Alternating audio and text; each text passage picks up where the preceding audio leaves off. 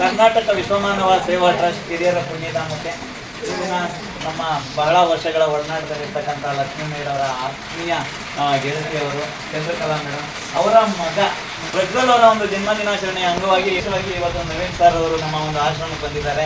ಮತ್ತೆ ದುರ್ಗಾಪ್ರಸಾದ್ ಸರ್ ಅವರು ಕೂಡ ಈ ಒಂದು ಬರ್ತ್ಡೇಗೆ ಬಂದಿದ್ದಾರೆ. ಹಾಗಾಗಿ ಮೊದಲನೇದಾಗಿ ಇವರೆಲ್ಲರಿಗೂ ಒಂದು ಸ್ವಾಗತ ಬಯಸೋದಕ್ಕೆ ಜೋರಾದ ಚಪ್ಪಾಳೆ ಬರಲಿ. ಪ್ರಜ್ವಲ್ ಅವರ ಒಂದು ಹುಟ್ಟುಹಬ್ಬದ ಅಂಗವಾಗಿ ನಮ್ಮೆಲ್ಲರ ಆಶೀರ್ವಾದ ಆರೈಕೆ ಒಂದು ಮಗುವಿಂದ ಇರಲಿ ಅಂತ ಹೇಳಿ ಬಂದಿದ್ದಾರೆ. ಮತ್ತೆ ಅವರ ಒಂದು ಇಡೀ ಕುಟುಂಬ, ಅವರ ಅತ್ತೆ ಬಂದಿದ್ದಾರೆ, ಅಜ್ಜಿ ಬಂದಿದ್ದಾರೆ, ತೇಜಸ್ವಿನಿ ಮೇಡಮ್ ಬಂದಿದ್ದಾರೆ. ಎಲ್ಲರೂ ಅವರಿಗೆ ಮತ್ತೊಂದು ಹುಟ್ಟುಹಬ್ಬನ ಆಚರಣೆ ಮಾಡೋಣ, ಎಲ್ಲರೂ ಜೋರಾಗಿ ಒಂದು ವಿಶ್ ಮಾಡೋಣ.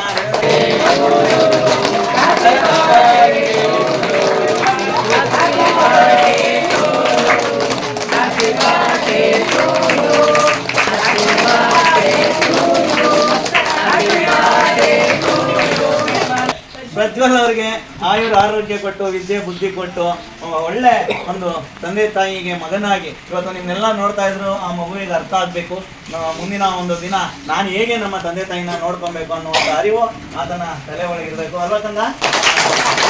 ಒಂದು ಜನ್ಮದಿನ ಆಚರಣೆ ಮಾಡ್ತಾ ಇರೋದು ಕೂಡ ನಮ್ಮ ಒಂದು ಪುಣ್ಯ. ಹಾಗಾಗಿ ನಿಮ್ಮೆಲ್ಲರ ಆಶೀರ್ವಾದ ಒಂದು ತಂದೆಯ ಮೇಲೆ ಇರಲಿ ಅಂತ ಹೇಳಿ ದೇವರಲ್ಲಿ ನಾವು ಕೂಡ ಪ್ರಾರ್ಥಿಸ್ತೀವಿ. ಎಲ್ಲರಿಗೂ ನಮಸ್ಕಾರ. ಎಲ್ಲರೂ ಕನ್ನಡ ಬರುತ್ತಲ್ಲ? ತಮಿಳ್ನಾಡವರು, ಕೇರಳದವರು, ಆತರ ಆಂಧ್ರ ಇದ್ದೀರಾ? ಎಲ್ಲ ಇದ್ದಾರೆ. ಇದ್ರೂ ಸಹ ಎಲ್ಲರೂ ಕನ್ನಡ ಬರುತ್ತೆ. ಓಕೆ. ಈ ಸೇವೆ ಅನ್ನೋದು ತುಂಬಾ ಪವಿತ್ರವಾದಂತ ಕೆಲಸ. ಇದೆಲ್ಲರ ಕೆಲವು ಮಾಡೋಕ್ಕಾಗಲ್ಲ. ಏನೋ ಒಂದು MLA ಇರ್ಬೋದು, MP ಇರ್ಬೋದು, ಯಾವುದೇ ಒಂದು ಅಧಿಕಾರಿಗಳು ಇರ್ಬೋದು, ಯಾರಿಗೂ ಈ ಸೇವೆ ಕೊಡುವಂತ ಭಾಗ್ಯ ಎಲ್ಲರಿಗೂ ಸಿಗಲ್ಲ. ಈ ಒಂದು ಭಾಗ್ಯ ನಮ್ಮ ಪ್ರಸನ್ನ ಅವ್ರಿಗೆ ಸಿಕ್ಕಿದೆ. ಅವ್ರಿಗೆ ದೇವರು ಆಯುಷು ಆರೋಗ್ಯ ಎಲ್ಲ ಕೊಟ್ಟು ಇನ್ನೂ ಇದಕ್ಕೆ ಈ ಸಮಾಜಕ್ಕೆ ಒಂದು ಸೇವೆ ಕೊಡುವಂತ ಶಕ್ತಿ ಕೊಡಲಿ. ನಮ್ಮಂಥವ್ರು ಯಾರೇ ಇರ್ಬೋದು ಅವ್ರಿಗೆ ಬೆನ್ನುವ ಎಲುವಾಗಿ ನಾವೆಲ್ಲ ನಿಂತಿರ್ತೀವಿ ಅಂತ ಹೇಳ್ತಾ, ಹಾಗೆ ಈ ಒಂದು ಸಂದರ್ಭದಲ್ಲಿ ನಮ್ಮ ಚೋಟು ಬರ್ಡೇ ದಿವಸ ತಮ್ಗೆಲ್ಲರಿಗೂ ಒಂದು ವೀಲ್ ಚೇರ್ ಬೇಕು ಅಂತ ಕೇಳಿದ್ದಾರೆ. ಇವತ್ತು ಸಂಜೆ 7 ಗಂಟೆ ಅಥವಾ ನಾಳೆ ಬೆಳಗ್ಗೆ ಅಷ್ಟರಲ್ಲಿ ತಲುಪ್ತೀನಿ.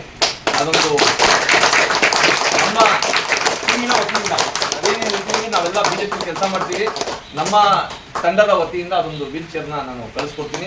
ಹೀಗೆ ನನಗಿದು ಆಶ್ರಮ ಗೊತ್ತಿರಲಿಲ್ಲ, ಇವತ್ತು ಗೊತ್ತಾಯ್ತು. ಭಾಳ ಕ್ಲೀನಾಗಿ ಇಟ್ಕೊಂಡಿದ್ದಾರೆ, ನನಗೆ ಭಾಳ ಖುಷಿ ಆಯಿತು. ಯಾಕಂದರೆ ಆಶ್ರಮ ಅಂದಿದ ತಕ್ಷಣ ಏನೋ ನಾನು ಸುಮಾರು ಆಶ್ರಮ ನೋಡಿದ್ದೀನಿ, ಭಾಳ ಚೆನ್ನಾಗಿ ಅವ್ರು ಮನೆ ಇಟ್ಕೊಂಡಂಗೆ ಇಟ್ಕೊಂಡಿದ್ದಾರೆ.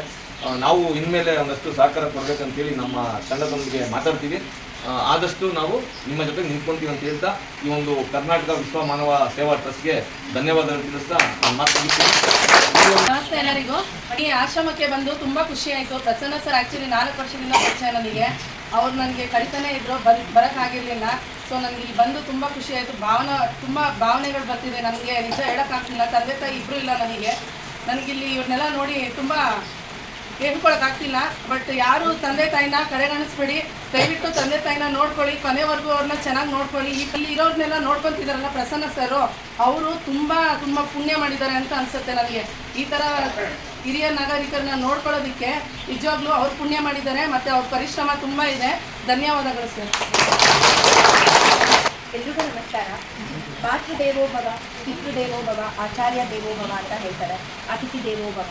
ಸೊ ಇಲ್ಲಿ ನಮ್ಮ ಪ್ರಸನ್ನ ಅವರು ಅತಿಥಿ ದೇವೋ ಭವ ಅಂತಾನೆ ಹೇಳ್ಬೋದು. ಅವ್ರ ತಂದೆ ತಾಯಿ ಇಲ್ಲ ಮೇಡಮ್, ನಾನು ಯಾರೋ ಒಂದು ಮಗುನ ನಾನು ಸಾಕ್ಬೇಕು ಅಂತ ಅನ್ಕೊಂಡೆ ಅಂತ. ಆದರೆ ಇವತ್ತು ನೀವು ಇಲ್ಲೆಲ್ಲ ನೋಡ್ತಾ ಇರ್ಬೋದು, 50ಕ್ಕೂ ಮೇಲ್ಪಟ್ಟು ವಯಸ್ಕರಿದ್ದಾರೆ. ನಾವು ಹೇಗೆ ಚಿಕ್ಕ ಮಕ್ಕಳನ್ನ ಸಾಕ್ತೀವೋ ಹಾಗೆ ವಯಸ್ಕರು ಅಂತ ಹೇಳ್ತಾರೆ. ವಯಸ್ಸಾದ್ಮೇಲೆ ಅವರು ಒಂಥರ ಮಕ್ಕಳು ಇದ್ದಂಗೆನೆ, ಅವ್ರನ್ನ ನಿಭಾಯಿಸೋದು ತುಂಬಾನೇ ಕಷ್ಟ. ಅಂತ ಒಂದು ದೊಡ್ಡ ಕೆಲಸನ ಪ್ರಸನ್ನ ಸರ್, ಅವರ ವೈಫು, ಇಡೀ ಅವರ ಕುಟುಂಬನೇ ಇದಕ್ಕೆ ಸೀಮಿತ ಆಗ್ಬಿಟ್ಟಿದೆ. ಎಂಥ ಪುಣ್ಯವಂತರು ಅಂದರೆ, ಜಗತ್ತಿನಲ್ಲಿ ಯಾರಾದರೂ ಪುಣ್ಯ ಕೊಟ್ಟಿದ್ದಾರೆ ಅಂದರೆ ಅದು ಹೆಚ್ಚಾಗಿ ಈ ಪ್ರಸನ್ನ ಸರ್ ಕುಟುಂಬನೇ ಇರ್ಬೋದು. ಸೊ ಹಾಗೆ ಇರ್ತಕ್ಕಂಥ ಎಲ್ಲ ಹಿರಿಯರೂ ಸಹ ನಾನೊಂದು ಹೇಳಕ್ಕೆ ಇಷ್ಟಪಡ್ತೀನಿ. ಯಾರ್ಯಾರಿಗೆ ಹೇಗಿದ್ರು ನನಗೆ ಗೊತ್ತಿಲ್ಲ, ಯಾರು ನಿಮಗೆ ಮನೆಯಿಂದ ಆಚೆ ಹಾಕಿದ್ರು ಅಥವಾ ನೀವೇ ಆಚೆ ಬಂದ್ರು ನನಗೆ ಗೊತ್ತಿಲ್ಲ. ಆದರೆ ಭಗವಂತ ಯಾರನ್ನೂ ಕೈ ಬಿಡಲ್ಲ ಅನ್ನೋದಕ್ಕೆ ಸಾಕ್ಷಿ ಇದು. ಹುಟ್ಟಿದ್ದೇವರು ಹಾಗೆ ಯಾರನ್ನೋ ಒಬ್ಬರನ್ನ ಇಟ್ಟಿರ್ತಾನೆ ಭಗವಂತ. ಆ ಒಂದು ದೊಡ್ಡ ಜವಾಬ್ದಾರಿನ ಪ್ರಸನ್ನ ಸರ್ಗೆ ಆ ಭಗವಂತ ಕೊಟ್ಟಿದ್ದಾನೆ. ಇದನ್ನ ಇನ್ನಷ್ಟು ಉತ್ತಮ ಮಟ್ಟಕ್ಕೆ ಕರ್ಕೊಂಡು ಹೋಗೋ ಹಾಗೆ ಆ ಭಗವಂತ ಇವ್ರಿಗೆ ಆರೋಗ್ಯ, ಆಯಸ್ಸು, ಯಶಸ್ಸು, ಅಷ್ಟೈಶ್ವರ್ಯಗಳನ್ನ ಕೊಡ್ಲಿ. ಯಾಕಂದ್ರೆ ಕಲಿಯುಗದಲ್ಲಿ ಅಷ್ಟೈಶ್ವರ್ಯ ಇದ್ರೆ ಮಾತ್ರ ಏನಾದ್ರು ಮಾಡಕ್ ಸಾಧ್ಯ. ಈ ಒಂದು ವಿಡಿಯೋ ಮೂಲಕ ಯಾರೆಲ್ಲ ಈ ವಿಡಿಯೋನ ನೋಡ್ತಿರೋ ಅವರೆಲ್ಲರೂ ನಿಮ್ಮ ಮನೆಯಲ್ಲಿ ತಂದೆ ತಾಯಿ ಇದ್ರು ಇಲ್ಲದೆ ಹೋದ್ರು ನಿಮ್ಮ ಕೈಲಾದ ಸೇವೆ, ನೀವು ಒಂದು ಅಕ್ಕಿ ಆಗ್ಬೋದು ಅಥವಾ ಬೇಳೆ ಆಗ್ಬೋದು ಅಥವಾ ಅವ್ರಿಗಾಗಿರೋ ಬಟ್ಟೆಗಳಾಗಿರ್ಬೋದು ಅನ್ಕೋತೀವಿ. ಅದ್ರಲ್ಲಿ ಬೇರೆಯವ್ರಿಗೆ ಅಂತ ಒಂದ್ 5,000 ನಾವ್ ಎತ್ತಿಟ್ರು ನಮ್ಮ ಪುಣ್ಯದ ಗಂಟು ನಾವು ಕಟ್ಕೊಂಡಂಗೆ. ಸೊ ಈ ಮನುಷ್ಯನ ಜನ್ಮ ಇರೋದೇ ನಮ್ಮ ಪಾಪಗಳನ್ನ ತೊಳ್ಕೊಂಡು ಪುಣ್ಯನ ಪಡ್ಕೊಳ್ಳೋಕೆ. ಸೊ ಇಂಥ ಪುಣ್ಯ ಪಡ್ಕೋಬೇಕು ಅಂದ್ರೆ ದಯವಿಟ್ಟು ಯಾರ್ಯಾರು ಅವರೆಲ್ಲ ಈಗಲೇ ಒಂದು ನಮ್ಮ ಕರ್ನಾಟಕ ವಿಶ್ವಮಾನ ಸೇವಾ ಟ್ರಸ್ಟ್ಗೆ ನೀವೆಲ್ಲರೂ ಸಹಾಯ ಮಾಡಬೇಕು ಅಂತ ಈ ಮುಖಾಂತರ ನಿಮಗೆ ಬೇಡ್ಕೊತೀನಿ. ಲಕ್ಷ್ಮಿಗೂ ಮತ್ತೆ ಚಂದ್ರಕಾಂತ ಚಪ್ಪಲಿ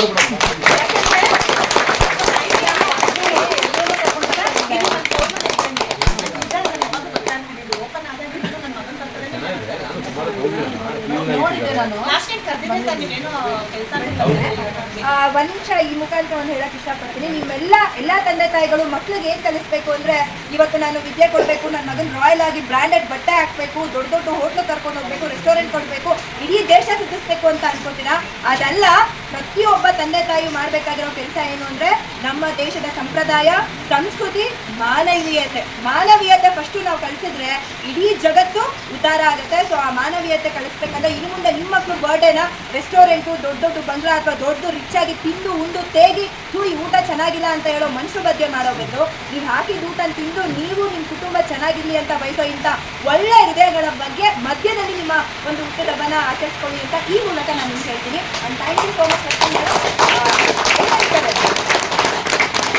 ಒಳ್ಳೆ ಕೆಲಸ ಮಾಡೋದಕ್ಕಿಂತ ಒಳ್ಳೆ ಕೆಲಸ ಮಾಡೋಕ್ಕೆ ದಾರಿ ತೋರಿಸ್ತಾರಲ್ಲ, ಅವರು ತುಂಬಾ ಮುಖ್ಯ ಅಂತ. ಸೊ ಅವ್ರಿಗೆ thank you so much. And ಸಂಘಟನೆಗೂ ಥ್ಯಾಂಕ್ ಯು.